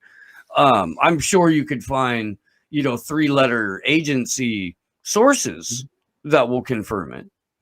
But why would they? Because John Kerry gives Israel a tongue bath every time he opens his mouth. You couldn't find a more like, dude, this is the Biden administration. This is a guy who screamed into a camera, I'm a Zionist. You don't have to be a Jew to be a Zionist. Like, that's that guy. He like the goal of Biden's, I'm going to guess 2 years so that Hillary can run for 10 or be president for 10. But we'll see. But I'm going to guess one of his goals is to get the Trump Heights, like, renamed and get the entire Golan Heights named after Joe Biden. Like, I mean, that's a policy aim. I'm joking, but not really. So the National Review is just simply posturing to try and ratchet up more fucking anti-Iranian energy while putting all of the war hawks that are in the Biden administration, like giving them a little bit more cover to do horrific shit while manufacturing consent for the idea that the Mossad and Israel has every right to go into Syria to destabilize Iranian interests there. At no point is anyone from Syria brought up in this, by the way. In either the National Review or the New York Times article, no one from Syria is asked how they feel about the Mossad coming into their country to go wreak havoc on whatever business concerns, like one of their only allies, period, has in their country. Can we circle back to the FBI blaming Iran for infiltrating the FBI, which is the Proud Boys? Because that story that cracks me up. Because I hadn't heard that because we all know that fucking Enrique Tarrio is a literal FBI agent. So the FBI, agent. Come on, be accurate. He was an informant, right? He was a snitch. Yeah. So the FBI's organization known as Proud Boys apparently got infiltrated by Iran, and the FBI got mad about it, according to the FBI. Yeah. Yeah. That's the most ridiculous story I've ever. You know what's even funnier? You know what's even funnier is the story that debunked the main part of the claim, which was which exposed the IP addresses of these emails coming from places other than Iran, was by Vice Media, which was founded by Gavin McInnes, who founded the Proud Boys. So, you know, it's just a flat circle. Yeah, that's crazy. Jones. Stop it. Get you roasted. Stop it. Stop it. Poor little fella. Did you just admonish your adult? I don't think you're allowed to do that, Steve. That's right. You have to respect your grown-up. I do. Roll them sleeves up, Kendra. I love my grown-up. I do. People are like, what are they talking about? When we go to events, Kendra is my adult. She is my grown-up, and Steve is Misty's grown-up, and I am Misty. Oh, that's what I was gonna say. Is Okay, and what's funny about that is my husband asked him to be my adult. I'm like, do you know who you're asking? My adult? Like, are you aware of what's happening right now? I'm the only guy in a suit in this fucking That's true. show. I mean, clearly I'm the adult here, right? Obviously. For I have not one but two collars, and that's apparently all it takes to be a grown-up. Let's run with that. I don't know. Right. Honestly, that's kind of where we're at, right? As long as you look the part, it just doesn't matter, right? Yeah, pretty much. I just saw a thing with Al Qaeda that was, put out by Mimi put it out, and she was talking about how, before we had to work around to get our weapons to Al Qaeda in Syria, and now we've just put the leader in a suit. Yeah, so we can just, gave him some beard oil. And dude, you saw that, right, Morgan? NPR had a whole rebranding of Al Qaeda in Syria, and they had a legit head chopper in a suit who was so gross. I mean, really, shouldn't we get past what does it even mean to be a terrorist? I'm not kidding, dude. Really? Yeah. I mean, obviously I knew about the whole moderate rebels rebranding. They're bombing Idlib. Don't talk about the people who are running Idlib right now. Mm-hmm. But no, when was this? Just a couple months ago. A month ago, maybe. There's a free-for-all on rehabilitating war criminals right now. Let me see if I can. Well, if they rehabilitate Al Qaeda, does that mean we get to end the Patriot Act because we don't need it anymore because they're our friends again? No, dude, come on. You know that's not how it works. Yeah, UMF too. Yeah. Yeah. No. Yeah. The stuff that they've been doing with George W. Bush is fucking gross. I watched Richard Medhurst's rant on George W. Bush. I don't know if anybody else did, but I would recommend that. I watched it Ricky's rants are food for my soul sometimes. Well, I watched it and then I watched it again and then I watched it again because I'm like, yes, that's. Yeah, I like people I like the Jimmy Dores of the world who yell and are frustrated because that's what I do, and so I feel vindicated. I think somebody else is as pissed off as I am. Well, for sure. And that's I think just even today going over some of this stuff that's still going on, that's part of the thing that was so great about WikiLeaks, being something big enough that could somewhat fight against that. And, here we are. All of us, I think that's so, I love when you're on, Morgan, because when we were out in DC, that was just so freaking awesome that you were there reporting on us. It was a huge monumental thing going on, and there was I love that that's how we all met. Yeah. I And think we all the like first we've time talked about this Morgan, before. It's so like random. Like we all met each other in weird different ways, but like this thing kind of brought us together, you know. I think the first time Morgan covered one of our protests was our second day of actions in February of 2020 at First. Chelsea Manning's prison. No. No, No, first it was in front of the White House. Day. Okay, In yeah, front of the yeah, White yeah. House. Yeah. Yeah. and that Morgan Yeah. was the only ones that covered Morgan and Burma's came, Mhm. right? Mhm. Yep. To Morgan, I just DM'd you the and it's PBS Frontline, not NPR. But I DM'd you the tweet where they put it out. It's so gross. I mean, seriously, It's Hang on, fucking can bizarre. I just read this tweet? I'll put it up on Yeah. screen. Once the Yeah, leader put it of up, Al please. Qaeda's Syrian affiliate, Abu Muhammad al-Jawlani, has worked to publicly distance his group from Al Qaeda. Watch his first interview with the U.S. journalist where he claims his involvement with the transnational terrorist group ended. Oh, okay. We What live in a the fuck? cartoon. That's a real thing that happened. That's not the Onion. Yeah. That's I need not to the just start Onion. wearing more suits. I gotta go back to that, I guess. Yeah. Oh, I mean, Get it fancy. is. You can't be Only if Jazz you're Andrew. a terrorist trying to rehabilitate your image. It's unbelievable. Oh, I mean, it's believable, but it's unbelievable. That's so fucked up. And that's like just accepted propaganda. People just like it's talked about like in our circles, like people have been talking about it since that happened. But like that should be an outrage, really. I mean, the fact that, but then again, we let, George W. Bush go on Jimmy Kimmel and talk about his paintings.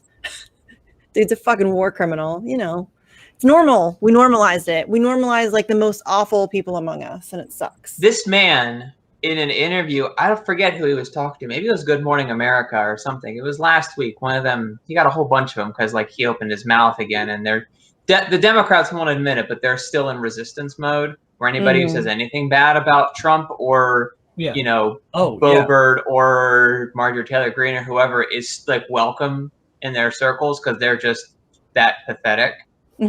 But it really is. It's just so pathetic. They're all obsessed with scoring points on this nobody. Like Marjorie Taylor Greene is like crazy as crazy gets. She is, and she's a complete fucking. They're making her somebody. That's the thing. Is they're turning her into something.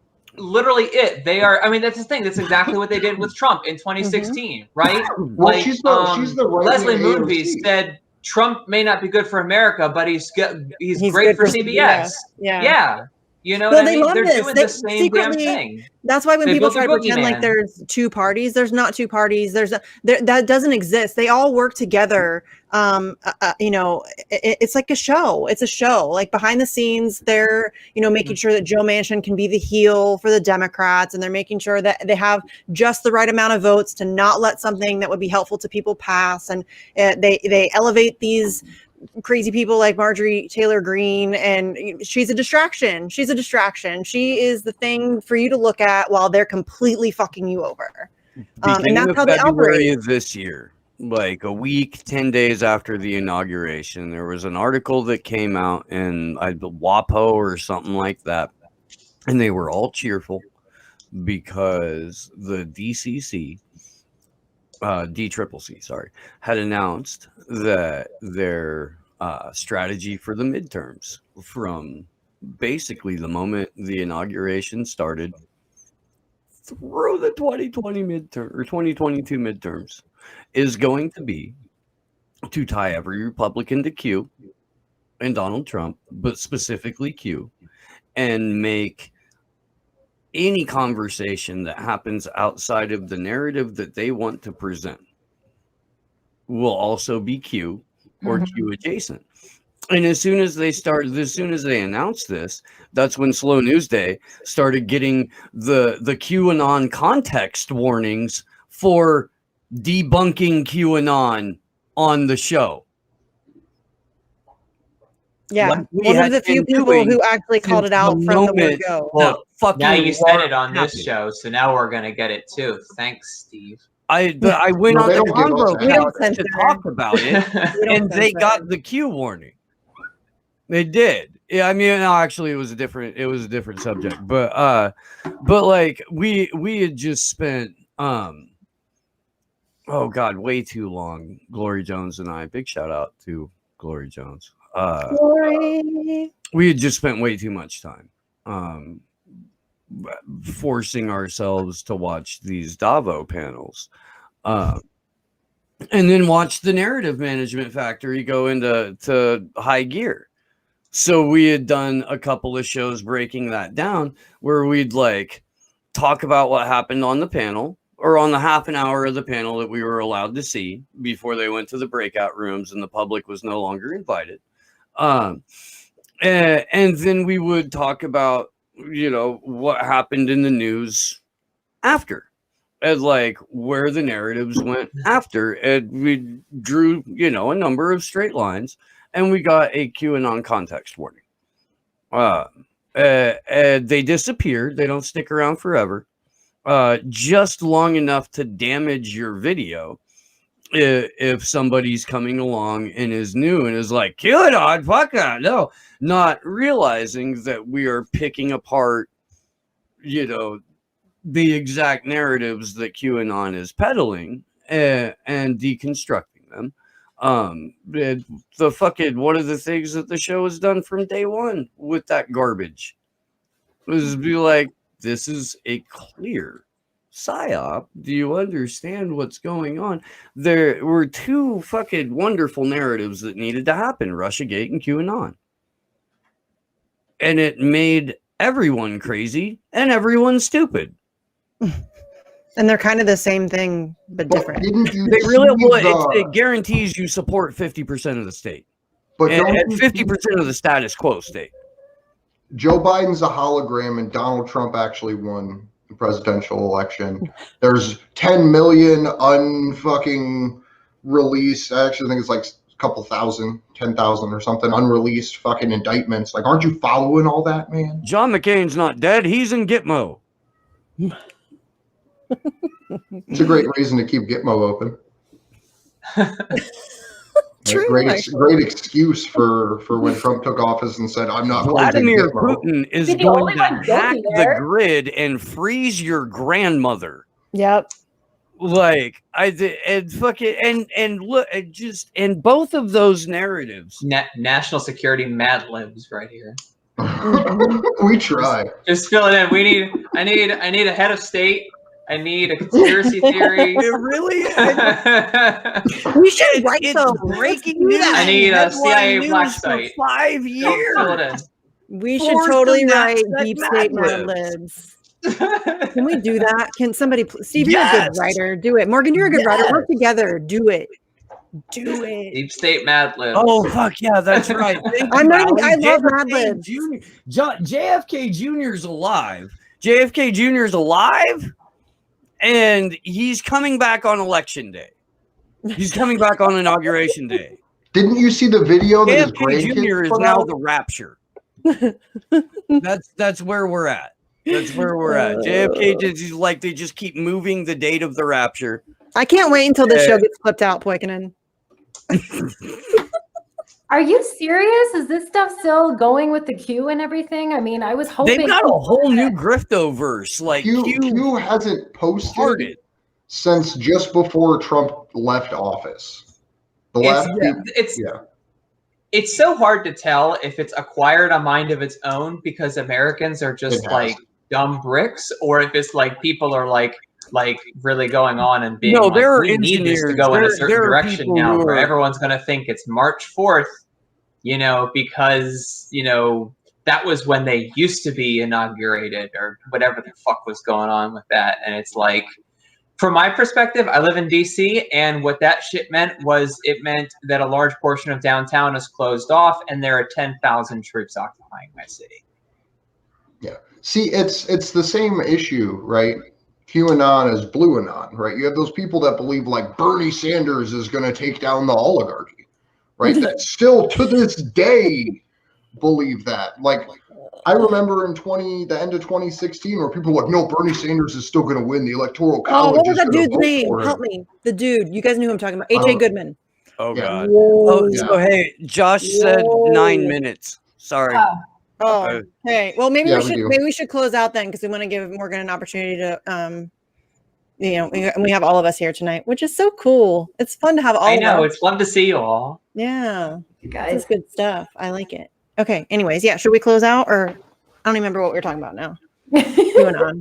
Yeah, Going we on. can Going close So out. Morgan, if you Yeah. could give us some final thoughts and let people know where they can find you and any events you have coming up with any of the groups you're involved with. Don't follow leaders and watch your parking meters. I don't know.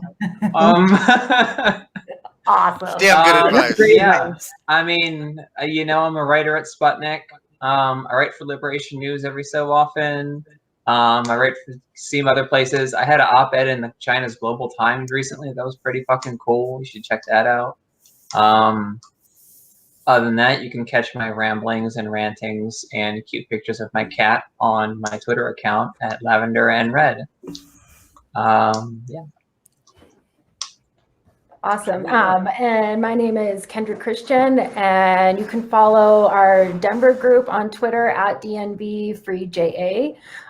That's our Free Assange group in Denver. So, and if anybody is in Denver or knows people in Denver, please have them contact us and DM us and join us for one of our events. Our next event is going to be May 8th. We will have a rally there. More information will follow online for that. And Morgan, you have won over my heart even more by your Bob Dylan line. That's awesome. And thank you to all my co-hosts. It's so good to be here with you guys tonight, and to all of our chat and wonderful guests, and of course, Sleepy. So see you guys soon. My name is Andrew Smith. You can follow me on Twitter at Andrew Zigman. You can follow all of us on Twitter at action_4Assange. We don't have any current calls to action up on the website, actionforassange.com. That will be changing eventually. We're going to get that figured out. But all of the old ones are still absolutely relevant. We have the emails of like every Australian parliamentarian. We have tons of congressional emails in there. I have a trying call get to the next thing action. out there. Share billboard? the GoFundMe link. Yes. I'm going to put that in the chat again. Sorry, I didn't mean to interrupt you, but No, that's no, a you're good one. good. You're good. Do it. Donate if you can. If you can't, that's cool. But share because that helps. Sorry, Andrew. Continue, sir. No, you're okay. Thank you to everybody. I love all of you. That's it, really? That's it. That's it. I lost my train of thought. I just put the link in Damn the it. chat for the See, I'm billboards. such an asshole. I always interrupt people like that. My brain. Sorry. Anyway, I'm Misty Winston. You can find me on Twitter at Sarcasm Stardust. I have another show with my friend Jesse Zerwell, Facts on the Ground. And then I have another show called Bitch with Comrade Misty, which is a lot of fun. Trying it different tomorrow. It's Wednesdays at 7 Eastern. Tomorrow I'm trying it a little bit different because I have no idea what I'm doing. This all came together in 36 hours, so I'm totally winging it. Definitely donate to the GoFundMe if you can, share it if you can't. I am like hoping like I said earlier in the show, there's a lot of like details to work out that I would like to have other we need to have like a meeting about it and figure it out. But once we get all that stuff ironed out, I like can't wait to get a billboard up or two or more. Keep donating to that. Like I increased the goal because it went so well so fast. If we can get billboards up in multiple states, being seen by hundreds of thousands of eyes in each state, that's a huge opportunity to boost awareness and to get people paying attention. So yeah, definitely share that, donate if you can. And I think that's it. So yeah, just if you want to hang out at 7 tomorrow, Comrade, Bitch with Comrade Misty, Sleepy J helps me with that and I love him for it. And it's fun. I like to rant, so it's fun. It's a good time. And you get to tomorrow it's gonna be more chat focused. So you can come rant with me. So yeah, that's it. Thanks guys. And thanks Morgan and Eric earlier for being our guests. It's always a good time. Oh, yes, Eric. Yeah. Please don't forget Deepa's event. I forgot to. Oh yeah. What that's May 8th at 8 a.m.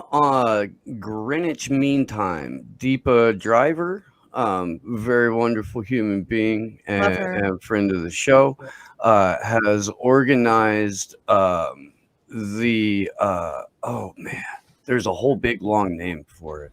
It's like the whistleblower or something convention or hold on. No, it's not it's like Not convention, but festival. yeah.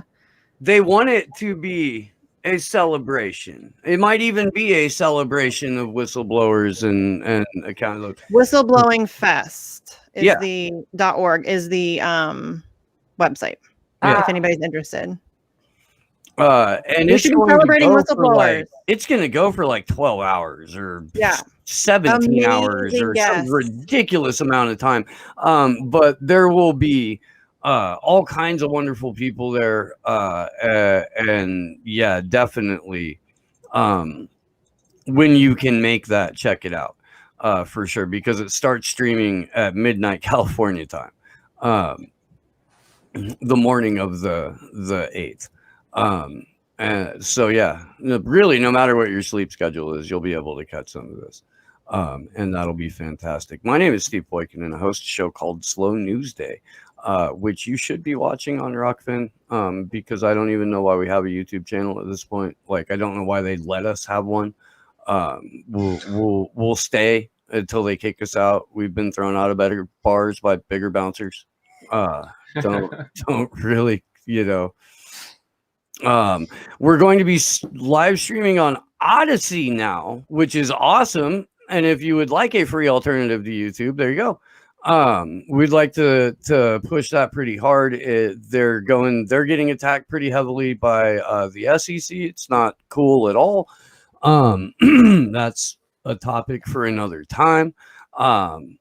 Also host Anonymous Bites Back now with Mark Lubers and a number of other Anons and Glory Jones. A bunch of stuff going on.